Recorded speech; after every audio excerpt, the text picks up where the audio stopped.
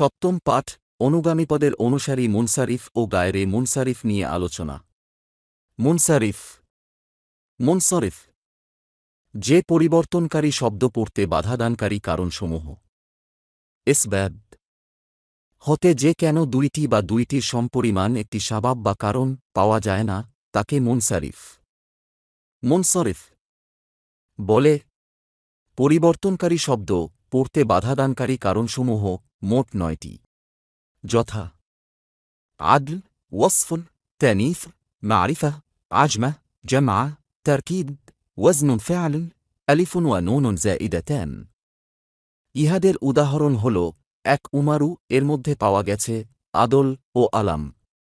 ২ সুলাসু ও মাসলাসু, এর মধ্যে পাওয়া গেছে আদল ও অসফ। ৩ তলহাতু, এর মধ্যে পাওয়া গেছে তানিস ও আলাম। ৪ জায়নাবু, এর মধ্যে পাওয়া গেছে তানিশে মানাবি ও আলাম। ৫ হুবলা, এর মধ্যে পাওয়া গেছে আলিফে মাকসুরাহ। ৬ হামরাউ, এর মধ্যে পাওয়া গেছে আলিফে মামদুদাহ।